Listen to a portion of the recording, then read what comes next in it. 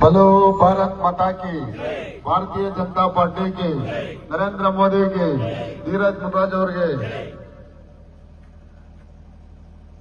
ಆತ್ಮೀಯ ಭಾರತೀಯ ಜನತಾ ಪಕ್ಷದ ಜನಪ್ರಿಯ ಶಾಸಕರು, ಯುವ ನೇತಾರರು ದೊಡ್ಡಬಳ್ಳಾಪುರದಲ್ಲಿ ಇತಿಹಾಸ ಸೃಷ್ಟಿ ಮಾಡಿ ಇವತ್ತು ಬಾಶೆಟ್ಟಹಳ್ಳಿ ಪಟ್ಟಣ ಪಂಚಾಯಿತಿಯನ್ನ ಭಾರತೀಯ ಜನತಾ ಪಕ್ಷದ ಒಂದು ತಕ್ಕೆಗೆ ತರಬೇಕು, ಅಭಿವೃದ್ಧಿ ಮಾಡಬೇಕು ಅನ್ನೋ ಛಲವನ್ನ ಹೊತ್ತು ಇವತ್ತು ಏನು ಆದಿನಾರಾಯಣ ಹೊಸಳ್ಳಿ ಬಂದಿದ್ದಾರೆ ಶಾಸಕರಾದಂತ ಧೀರಜ್ ಮುನ್ರಾಜ್ ಅವರೇ.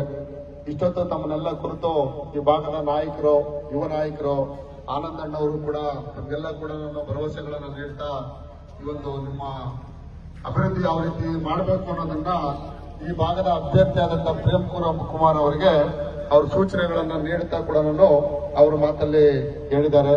ಮತ್ತೆ ಇದೇ ರೀತಿಯಾಗಿ ನಾರಾಯಣ ಸ್ವಾಮಣ್ಣವ್ರು ಇರ್ಬೋದು, ಹನುಮಂತರಾಯಪ್ಪನವರು ಇರ್ಬೋದು, ಅನೇಕ ಇಲ್ಲಿ ಭಾರತೀಯ ಜನತಾ ಪಕ್ಷದ ನಾಯಕರುಗಳು ಮತ್ತೆ ಎಲ್ಲ ಮಂಡಲದ ಅಧ್ಯಕ್ಷರುಗಳಿರ್ಬೋದು, ಪ್ರತಿಯೊಬ್ಬರು ಯುವ ಕಾರ್ಯಕರ್ತರು ವಿಶೇಷವಾಗಿ ನಾವೆಲ್ಲ ಒಂದು ಯೋಚನೆ ಮಾಡಬೇಕು. ಈ ಕಾಂಗ್ರೆಸ್ ಸರ್ಕಾರ ಯಾವ ರೀತಿ ದುರಾಡಳಿತ, ದೌರ್ಜನ್ಯ, ದಬ್ಬಾಳಿಕೆ ಮಾಡ್ತಾ ಇದೆ. ಡಿ ಕೆ ಶಿವಕುಮಾರ್ ಇರ್ಬೋದು, ಸಿದ್ದರಾಮಯ್ಯ ಇರ್ಬೋದು, ಈ ಕ್ಷೇತ್ರದಲ್ಲಿ ಕಾಂಗ್ರೆಸ್ನ ಮಾಜಿ ಶಾಸಕರು ಯಾವ ರೀತಿ 10 ವರ್ಷಗಳ ಕಾಲ ದಬ್ಬಾಳಿಕೆ, ದೌರ್ಜನ್ಯ ಮಾಡಿ ನೀವೆಲ್ಲ ಮನೆಗೆ ಕಳಿಸಿದ್ದೀರ.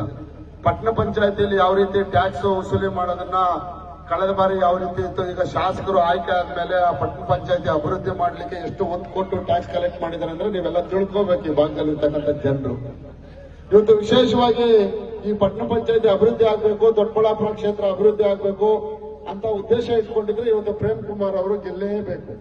ಆ ಒಂದು ST ರಿಸರ್ವೇಶನ್ ಇರ್ತಕ್ಕಂಥ ಕ್ಷೇತ್ರದಲ್ಲಿ ಇವತ್ತು ಪ್ರೇಮ್ ಕುಮಾರ್ ಅವರು ಒಳ್ಳೆಯ ಒಂದು ಆಡಳಿತ ಕೊಡ್ತಾರೆ, ಒಳ್ಳೆಯ ಅಭಿವೃದ್ಧಿ ಮಾಡ್ತಾರೆ. ಅವರಿಗೆ ಅಧಿಕಾರಿಗಳ ಹತ್ರ, ಯಾಕಂದ್ರೆ ಇವತ್ತು ನೀವು ಅರ್ಥ ಮಾಡ್ಕೊಳ್ಳಿ, ಇವತ್ತು ರಾಜ್ಯದಲ್ಲಿ ಡಿ ಕೆ ಶಿವಕುಮಾರ್ ಅಧಿಕಾರಿಗಳು ಕೂಡ ಧಮಕಿ ಹಾಕ್ಬಿಟ್ಟೆ ಕೆಲಸ ಮಾಡ್ತಾರೆ.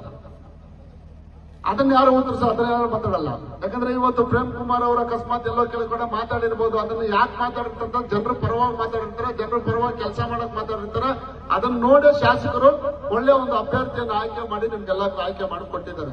ಒಂದು ಗಟ್ಟಿ ಧ್ವನಿಯಲ್ಲಿ ಅಧಿಕಾರಿಗಳ ಹತ್ರ ಧಮಕಿ ಹಾಕಿ ಕೆಲಸ ಮಾಡುವಂತ ನಾಯಕ ಒಟ್ಟು ಪಟ್ಟಣ ಪಂಚಾಯತಿಗೆ ಹೋದ್ರೆ ನಮ್ಮ ಲೋಕಲ್ ಅಲ್ಲಿ ಇರ್ತಕ್ಕಂಥ ಏನ್ ಸಮಸ್ಯೆಗಳು, ಅಭಿವೃದ್ಧಿಗಳು ಏನು, ಕುಡಿಯೋ ನೀರು ಇರ್ಬೋದು, ರಸ್ತೆ ಇರ್ಬೋದು, ಮತ್ತೆ ಚರಂಡಿ ವ್ಯವಸ್ಥೆ ಇರ್ಬೋದು, ಮತ್ತೆ ಈ ಖಾತೆಗಳಿರ್ಬೋದು, ಎಲ್ಲನೂ ಕೂಡ ಜನರಿಗೆ ಒಂದು ಅಭಿವೃದ್ಧಿ ಅಂತ ನಾವು ಕೆಲಸ ಮಾಡ್ಲಿಕ್ಕೆ ಒಂದು ಅವಕಾಶ ಸಿಗುತ್ತೆ. ಆ ನಾಯಕನ ನೀವೆಲ್ಲ ಗೆಲ್ಸಿ ಕಳಿಸ್ಬೇಕು. ಇವತ್ತು ನೋಡಿ, ಕೇರಳದಲ್ಲಿ ಇವತ್ತು ಕಮ್ಯುನಿಸ್ಟ್ ಪಾರ್ಟಿನ ನಿರ್ನಾಮ ಮಾಡಿ ತಿರುವನಂತಪುರಂನಲ್ಲಿ ನಮ್ಮ ಭಾರತೀಯ ಜನತಾ ಪಕ್ಷ ಅತಿ ಹೆಚ್ಚು ಮೆಜಾರಿಟಿಯಲ್ಲಿ ಇವತ್ತು ಗೆದ್ದು ಇವತ್ತು ತೆಗಿತಾ ಇದೆ. ದೇಶದಲ್ಲಿ ಅರ್ಥ ಮಾಡ್ಕೊಳ್ಳಿ, ದೇಶದಲ್ಲಿ ಭಾರತೀಯ ಜನತಾ ಪಕ್ಷ ಎಲ್ಲೆಲ್ಲಿ ಇರ್ಲಿಲ್ವೋ ಅಲ್ಲೆಲ್ಲ ಕೂಡ ಭಾರತೀಯ ಜನತಾ ಪಕ್ಷ ಬರ್ತಾ ಇದೆ, ಕಾಂಗ್ರೆಸ್ ನಿರ್ನಾಮ ಆಗ್ತಾ ಇದೆ.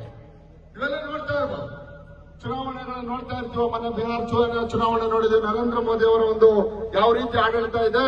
ಈ ಕ್ಷೇತ್ರದಲ್ಲಿ ಕಾಂಗ್ರೆಸ್ನ ದುರಾಡಳಿತ ಇರುತ್ತದೆ. ಯಡಿಯೂರಪ್ಪನವ್ರ ಕಾಲದಲ್ಲಿ ಯಾವ ರೀತಿ ಸರ್ಕಾರ ನಡೀತಾ ಇತ್ತು, ಮತ್ತೆ ಬೊಮ್ಮಾಯಿ ನೇತೃತ್ವದಲ್ಲಿ ಯಾವ ರೀತಿ ಸರ್ಕಾರ ಆಗ್ತಾ ಇತ್ತು, ಭಾರತೀಯ ಜನತಾ ಪಕ್ಷ ಮನೆ ಮನೆಗೂ ಯಾವ ರೀತಿ ತಲುಪ್ತಾ ಇತ್ತು, ಈ ಕಾಂಗ್ರೆಸ್ ಬಂದ್ಮೇಲೆ ಯಾವ ರೀತಿ ಅಭಿವೃದ್ಧಿ ಆಗ್ತಾ ಇದೆ ಅಂದ್ರೆ ನೀವೆಲ್ಲ ಕೂಡ ಗಮನಿಸಬೇಕು ಬಂಧುಗಳೇ. ಅವ್ರು ಹೇಳ್ತಾರೆ ಆ ಗ್ಯಾರಂಟಿ, ಈ ಗ್ಯಾರಂಟಿ, ಯಾವ ಗ್ಯಾರಂಟಿನೂ ಇಲ್ಲ. ನಾವು ರಸ್ತೆಯಲ್ಲಿ ಹೋದ್ರೆ ಗುಂಡಿಲ್ ಬಿದ್ರೆ ನಮ್ಗೆ ಗ್ಯಾರಂಟಿ ಯಾವ್ದಾರ ಇದೆಯಾ?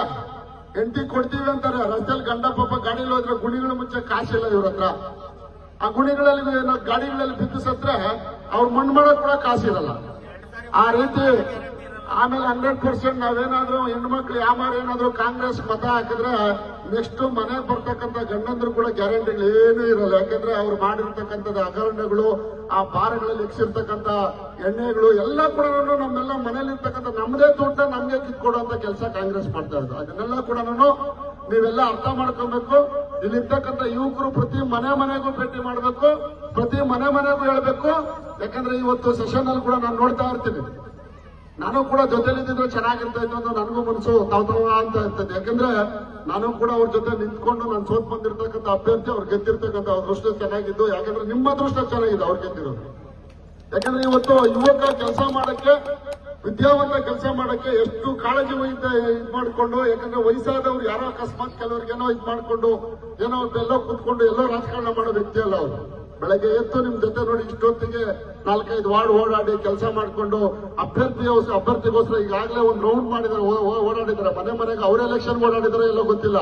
ಯಾಕೆ ಓಡಾಡ್ತಾ ಇದಾರೆ ಅಂದ್ರೆ ಈ ಭಾಗದಲ್ಲಿ ಭಾರತೀಯ ಜನತಾ ಪಕ್ಷ ಗೆಲ್ಲಬೇಕು, ಪಾಶೆಟ್ಟಳ್ಳಿ ಪಟ್ಟಣ ಪಂಚಾಯತಿನ ಅಧಿಕಾರ ತಕ್ಕಕ್ಕೆ ಭಾರತೀಯ ಜನತಾ ಪಕ್ಷ ಗೆದ್ದು ಆ ಒಂದು ಅಧಿಕಾರ ಹಿಡಿಬೇಕು, ಅಭಿವೃದ್ಧಿ ಮಾಡಬೇಕು ಅಂತ ಕನಸನ್ನು ಹೊತ್ತಿದ್ದಾರೆ. ಇಲ್ಲೇನೋ ಸಂಪಾದನೆ ಮಾಡ್ಬೇಕು ಅಂತ ಬಂದಿಲ್ಲ. ಅವ್ರು ಬೇಜಾನ್ ದೇವ್ರು ಕೊಟ್ಟಿದ್ದಾರೆ, ಸಂಪಾದನೆ ಮಾಡಿದರೆ ಎಲ್ಲ ಮಾಡಿದ್ದಾರೆ. ಇವತ್ತು ಎಲ್ಲರಿಗೂ ಕೂಡ ಸಾರ್ವಜನಿಕರಿಗೆ ಇಲ್ಲಿರ್ತಕ್ಕಂಥ ಎಲ್ಲ ಜನಾಂಗದವ್ರಿಗೂ ಕೂಡ ಒಳ್ಳೇದಾಗ್ಲಿ ಅಂತ ಕೂಡ ಇವತ್ತು ಬಂದಿದ್ದಾರೆ. ಈ ಭಾಗದಲ್ಲೆಲ್ಲ ನಮ್ಮ ನಾಯಕರುಗಳೆಲ್ಲ ಅವ್ರ ಜೊತೆ ಕೈ ಬಲಪಡಿಸ್ತಾರೆ.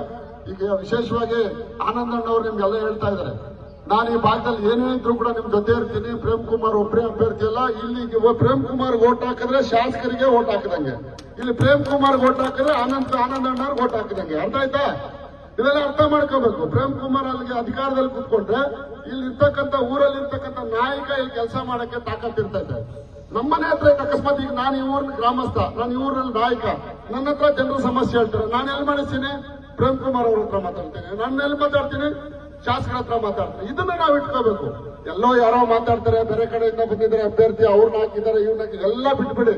ಇವತ್ತು ದೇಶಕ್ಕೆ ಒಳ್ಳೇದಾಗಬೇಕು ಅಂದ್ರೆ ಭಾರತೀಯ ಜನತಾ ಪಕ್ಷ, ಇವತ್ತು ದೊಡ್ಡಬಳ್ಳಾಪುರಕ್ಕೆ ಅಭಿವೃದ್ಧಿ ಆಗ್ಬೇಕು ಅಂದ್ರೆ ಭಾರತೀಯ ಜನತಾ ಪಕ್ಷ, ಪಾಶೆಟ್ಟಳ್ಳಿ ಗ್ರಾಮಕ್ಕೆ ಅಭಿವೃದ್ಧಿ ಆಗ್ಬೇಕು ಅಂದ್ರೆ ಭಾರತೀಯ ಜನತಾ ಪಕ್ಷ, ಈ ಆದಿನಾರಾಯಣ ಹೊಸಳ್ಳಿಗೂ ಕೂಡ ಒಳ್ಳೇದಾಗಬೇಕು ಅಂದ್ರೆ ಇವತ್ತು ಭಾರತೀಯ ಜನತಾ ಪಕ್ಷಕ್ಕೆ ಕಮಲದ ಗುರುತಿಗೆ ನೀವೆಲ್ಲ ಕೂಡ ಮತ ಹಾಕಬೇಕು ಅಂತ ಈ ಸಂದರ್ಭದಲ್ಲಿ ಎಲ್ಲರಿಗೂ ಕೂಡ ಕೋರ್ಕೊಳ್ತಾ ಇದ್ದೇನೆ. ನನಗೂ ಕೂಡ ಈ ಒಂದು ಭಾಗದಲ್ಲಿ ಮಾತಾಡ್ಲಿಕ್ಕೆ ಅವಕಾಶ ಮಾಡಿಕೊಟ್ಟಂತ ನಾನೆಲ್ಲ, ಯಾಕಂದ್ರೆ ಪಕ್ಷಕ್ಕೋಸ್ಕರ ನಾವೆಲ್ಲ ದುಡಿಬೇಕು. ನಾವೆಲ್ಲ ಕೂಡ ಎಲ್ಲಿ ನಿಂತ್ಕೊಂಡ್ರು ಕೂಡ ಪಕ್ಷ ಅನ್ನೋದೇ ನಮ್ದು ಸೀಮಿತ. ಅದರಿಂದ ಎಲ್ರಿಗೂ ಕೂಡ ಒಳ್ಳೇದಾಗ್ಲಿ. ಈ ಭಾಗದಲ್ಲಿ ಅತಿ ಹೆಚ್ಚು ಮತಗಳಿಂದ ಅವ್ರನ್ನ ಪ್ರೇಮ್ ಕುಮಾರ್ ಅವ್ರನ್ನ ಗೆಲ್ಲಿಸ್ಲಿ ಅಂತ ನಾನು ಈ ಸಂದರ್ಭದಲ್ಲಿ ಕೋರ್ಕೊಳ್ತಾ ನನ್ನ ಮಾತುಗಳನ್ನು ಮುಗಿಸ್ತೀನಿ. ಜೈ ಕರ್ನಾಟಕ ಮಾತೆ.